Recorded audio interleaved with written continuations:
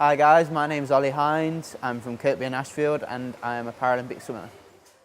I first started swimming when I was probably about 2 years old, just because my mum and dad wanted me to be water safe, and they thought it was, a great life skill that I should have. So when we were on holiday, they could be worry free when I was in the pool, and I could just enjoy myself. And then I first started competing when I was about 9 years old. I think the highlight of my career so far has probably been either London 2012 and winning gold at home games, and just experiencing the whole atmosphere and having my friends and family in the crowd and having all that home support. Either that or winning double gold in Rio this summer. It'd be difficult to pick between those two. I think the one thing I enjoy most about being a professional athlete is kind of being able to set your goals at the beginning of the season or the beginning of the year, and have those constantly in your mind, and be able to go in every day to the pool and work towards them goals and see improvements week on week and even session on session. I think for me that's what I enjoy most, and that really motivates me to keep going. I think what inspires me most to get up in the morning is just my goals. I think there's no worse feeling that at the end of the season being disappointed and just being disappointed in yourself. So for me, I don't ever want to experience that, and I know if I work towards my goals every day and put everything into my training and into my craft, and even when it's cold outside and I don't want to get out of bed, I've always got that constant reminder of I've set myself these goals, and I don't want to be disappointed.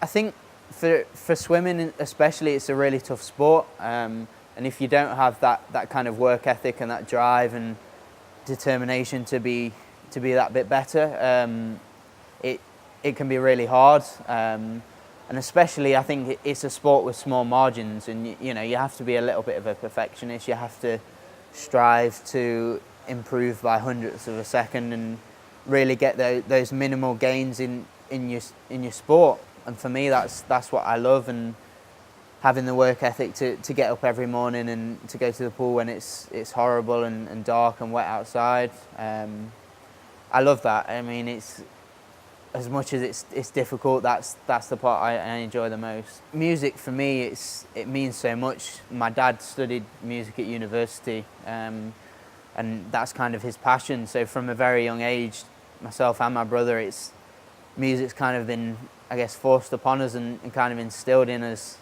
So we both played the piano when we was very young. Sam, my brother, played the drums, and I sang as well. And even now I've been taking guitar lessons for the last few years. So I think from a very young age it was put upon us to take music and what you can gain from being interested in music. And even now in my training, I use it as a tool for motivation and before a race. And I guess it's just a great way to relax as well. It's also a passion as well as my swimming. I think for me, my musical taste's pretty diverse. If I was to put one record that would kind of define the last year, it would definitely be The Life of Pablo from Kanye West. When that released, I was just getting ready to go on a training camp in Tenerife, and I was desperately trying to get this album on my phone so I could listen to it. And I guess that was kind of the moment that kick-started the training year going into Rio. So that was kind of the album that, reflecting on the year, would define it for me. And I was listening to that before I raced in Rio, and yeah, definitely the highlight musically for me in 2016. Music is a great tool to use for motivation. You see a lot of athletes, walking out before the race with their headphones on, listening to their favourite songs, and I think it just puts you in I guess a different headspace. And I think if you've got a really good relationship with music, it's almost a feeling, like it's a visceral reaction kind of inside of you that you can't get from anything else. And to be in that space before you go out and race and in front of a lot of people and kind of do what you do best and perform on a massive stage, having that feeling and just that motivation inside of you, it's almost hard to explain. But for me, I've always done it throughout my career, and it's great to hear a song and think back to a certain time or a certain race. And like I say, it's just a feeling inside you that you can't get from anything else. It's a great honour to represent your country, especially, you know, it's with something that I love and I've dedicated my life to. So to be able to experience that, and you know, for me, I've been fortunate enough to not only represent my country, but you know, to win a gold medal and you know, have the national anthem played. You know, there's no greater feeling, and I guess it's kind of an addictive feeling. And once you've experienced standing on the podium once, you kind of want to do it over and over again. So it's hard to describe. It's like nothing I've ever experienced before. I guess the reaction that I got from setting the world record in the 200 medley, it was a little bit of surprise.